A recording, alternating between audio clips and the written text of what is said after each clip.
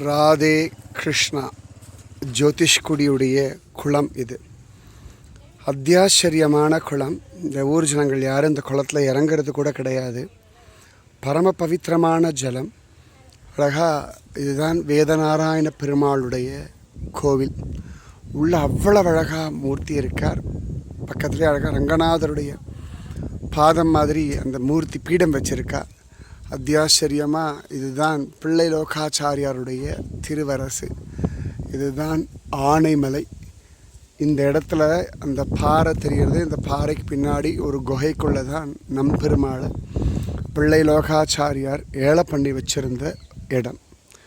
இந்த ஜனங்கள்லாம் அந்த குளத்து ஜலத்தை மட்டும்தான் குடிப்பார்கள். இங்கே உள்ளுக்குள்ளே ஒரு கிணறு. இந்த கிணத்துல அழகாக ஜலம், வற்றாத ஊற்று ஜலம், அவ்வளவு ஜோரான ஒரு ஜலம். இங்கே இருக்கிற ஜனங்கள்லாம் இந்த ஜலத்தை எடுத்து தான் அழகாக நித்தியம் தலிகைக்கு உபயோகப்படுத்துகிறா. துணி துவைக்கிறதோ கை அலம்புறதோ எந்த விதமான விஷயம் பண்ண மாட்டான். அவனுக்கு குடிக்கிறதுக்கு மட்டும்தான் இந்த ஜலம். இந்த குழந்தை கூட இந்த ஜலம் எடுக்க தான் வந்திருக்கான்.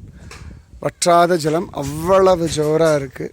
நிஜமாகவே இயற்கையோட கிராமத்தோடு மயங்கி நம்பெருமாள் இந்த இடத்துல இருந்தான்ற அந்த சாநித்தியம் இன்றைக்கும் பூரணமாக இருக்குது. வாழ்க்கையில் ஒரு தடவையாவது நீங்கள் வந்து பார்க்க வேண்டிய ஒரு இடம் இந்த குடிக்குளம் அப்படின்னு சொல்லும்படியான ஜோதிஷ் குடி.